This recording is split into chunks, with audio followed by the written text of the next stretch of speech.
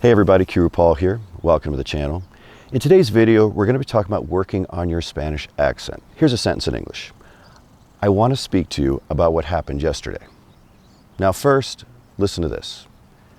Quiero hablar contigo sobre lo que sucedió ayer. And quiero hablar contigo sobre lo que sucedió ayer. Do they sound different? If they don't sound different, I can't help you folks. You might just turn the video off, all right? I got nothing for you. Clearly, they do. Now that first one is how we tend to sound when we start learning Spanish, especially as English speakers. And that's who I'm speaking to primarily, because since I'm speaking English, I'm guessing you speak English. Of course, they could be translating this. Now they do that on YouTube, which these videos would be really confusing then. Anyway, that first one, that's how we tend to start. And let's break that down, why that is, okay? In English, we have short vowels and long vowels, and we have multiple vowel sounds. In Spanish, they have 5 vowel sounds, and they're all very short. So you have to keep that in mind. So let's just take that first word, okay, for I want. And if we use it, if we say it more like we tend to, you know, with our more English accent, we tend to stretch those vowels. We don't want to do that. It sounds like quiero. Now that Q-U together sounds like a K. Quiero, quiero. We don't want to sound like that. We want to be short. Quiero, quiero. Now you may have also noticed that that R sounds different, right? Quiero. That's another thing we'll talk about in 1 second. Let's get back to the vowels there. In English, you know, if you see an A in a word, it may sound like an A, it may not, like the A in boat. We don't say boat. We have so much going on with English, it can make it confusing. Spanish is just so logical. It's like somebody sat down and logically created a language. So as English speakers, we can learn Spanish a lot easier than many other languages because it is similar to English, but it's also so logical that once I show you some patterns, you can apply those patterns. Well, one of the aspects of Spanish that is easier is pronunciation. And you might be like, okay, I don't think so, Paul. What about this rolling R thing? We'll talk about that. It is easier because there's only 5 vowel sounds. In English, we have vowel sounds, you know, combinations. There's anywhere between 12 and 15, depending how they're counting them. In Spanish, there's 5. If you focus on those 5 vowels, you will speak Spanish better, okay? So our A is always going to sound like ah, okay? And not ah, that's it. E is going to sound like e. I is going to sound like e, a hard E. O is going to sound like o. And U is going to sound like u. When you nail those vowels, you've got like 90% of pronunciation, all right? And remember, they're short, okay? So you want to say them short. You don't want to drag them out like quiero. You don't want to do that. Quiero, quiero. Let's jump to that R. R's are problematic, right? We have our rolling R's. Again, we'll talk about those in a second. But these R's in the middle of words is something that gives us English speakers a little bit of trouble, all right? Because we still want to make them sound like R's. Now, we just talked about the word, right? Quiero, but let's go to another one for this example and we'll bounce back. P-E-R-O. Common word in Spanish, it means but, B-U-T, right? Not the other but, B-U-T. And we use it all the time. Like, I want to go to the store, pero, etc. Now, you heard when I said in Spanish, it's like pero. I'm not saying pero, pero. And as English speakers and new students, you hear that a lot. They're going to say pero something. That R in the middle of the word is more just like a T, like a tap on the roof of your mouth. That's it. It could be T. Some people say more like D. I think maybe T. Pero, pero. I'm not saying pero. That will improve your Spanish immensely if you start working on that R in the middle of words. So we bounce back to our word before, right? Quiero. Hear it? Quiero. My vowels are short. I'm hitting that R. Quiero. We jump to the next one. Now, even when I did the, you know, in English, I didn't pronounce the H. I wasn't like trying to be overly, you know, dramatic with a gringo accent like quiero hablar con, nothing like that. I said quiero, and you can already hear the difference, right? We know what to say now, quiero. And I said hablar. And what do we know to do? Kind of shorten that up, right? Hablar, hablar. You hear that R in the end? It's not like hablar, hablar. Same thing, I'm just kind of tapping. That's all I'm doing there. Quiero hablar contigo, right? I think we did that well in English. Quiero hablar contigo, not bad, just shorten it up. Quiero hablar contigo sobre. Which one are we going with? Sobre. That R is so crucial. I should have just called this video working on the R in the middle of a Spanish word. But would you have clicked on it? You know, when you think people are speaking Spanish fast, a lot of times it comes down to, and maybe they are speaking Spanish fast, depends who you're talking to, but some people speak it more deliberately.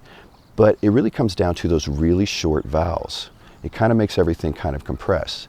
And if you can work on that, you know, on those short vowels, it's really going to improve your Spanish. Let's talk about that rolling R. What's the rolling R? It's a thing that intimidates everybody. It's actually what we focus on when we first start learning Spanish. We're like, rolling R. Like in a word like dog would be, you just said dog, didn't you? No. Perro, perro. You see, it's a r, r. If you're having trouble doing r, there's videos on. I don't know if I'm the best person to teach them because I'm not really sure what I'm doing.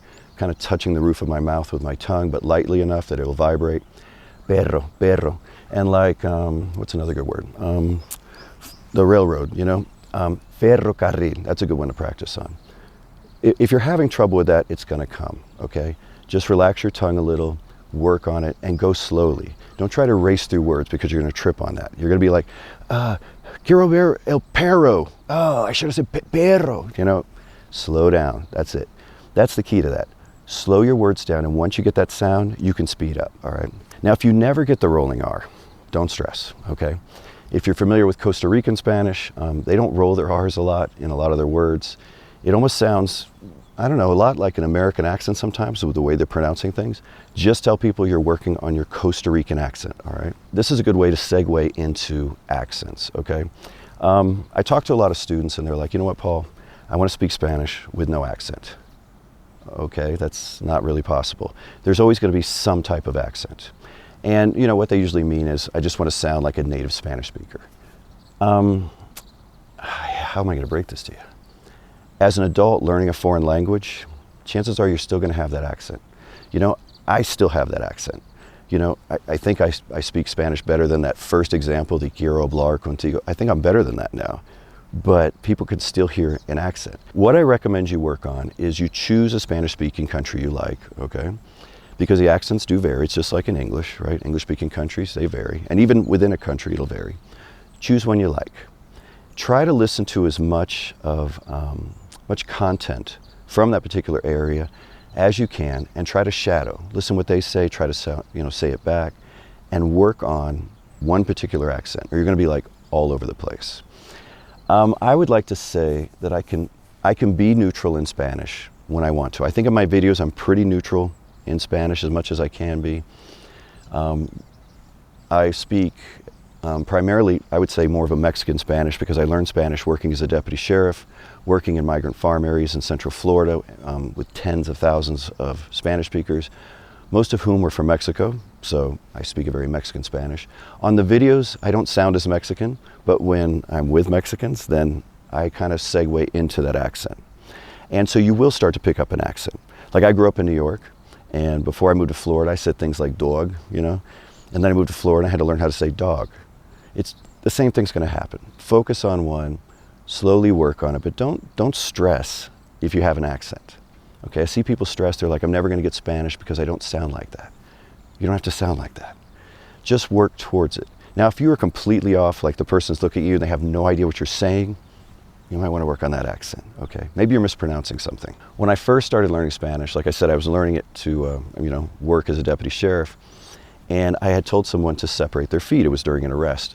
And when I read feet, it just looked like pies, right? In English, pies. And I was learning out of a book. And so I called them pies during the thing, and the person looks at me. And they're like, pies? I'm like, pies? Oh, yeah, pies. Oh, okay. I was way off on pies. Just, you know, don't be afraid to make mistakes. Don't be afraid to talk to people. You know, I was going to start getting to tips about conversations, and, well, we'll talk about it. You know, it's early. Oh, and in case you're wondering why everything looks different today, I'm on vacation in Wyoming at a guest ranch.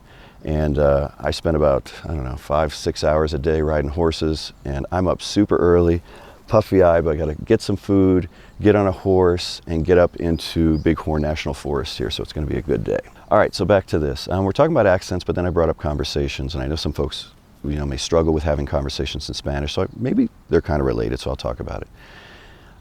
If you've been learning Spanish from my videos, maybe you're taking my Spanish Master course over in the Qroo Spanish Crew. I have a complete course over there to get you up to speed, to show you patterns, so you can make sentences out of your English, understanding these patterns. And people are like, how would you make sentences out of your English? Well, Spanish is so logical that I can teach you like little mini patterns, and you can use your knowledge of English and logic to create sentences you've never seen or heard before, but they will be correct. I promise you. So let's say you're already doing that. You're coming up with your own sentences, you feel really confident, you're writing things. Comes time to have a conversation and you go, you kind of freeze. Well, there's a couple things going on there. One is your nervousness, probably how you're going to sound in Spanish. We talked a little bit about working on your pronunciation, all right? Don't overthink it.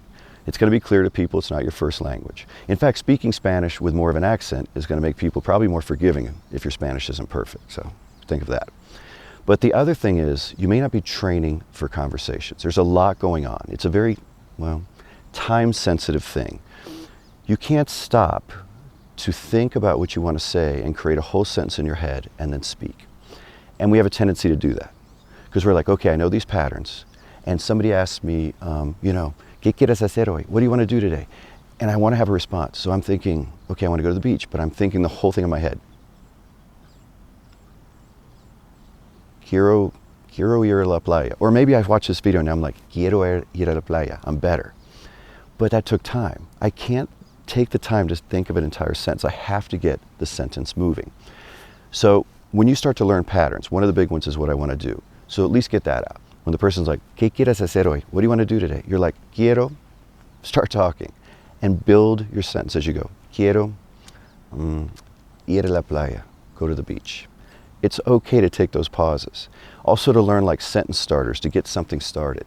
You know, like, creo que, I believe that, or I think that, and then start to build your sentence. One more tip actually about being conversational is you have to practice having conversations every single day, even if you're an absolute beginner.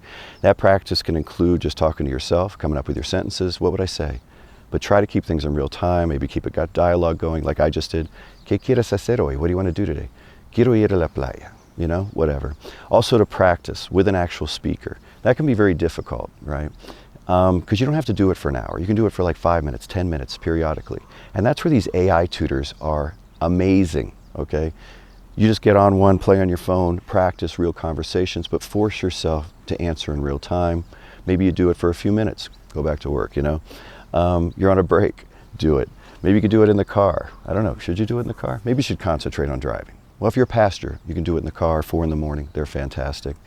There's a lot of them, a lot of AI tutors out there. The one I recommend the most is LANGUA. It is absolutely fantastic. I have videos about them too. I'm not going to go off on that. I do have a link to them in the description section if you want to check those out. Where are we going here? I think we covered accents pretty well, okay? That's all I have for today. If you liked the video, do me a favor and just give it a thumbs up. And until next time, hasta luego.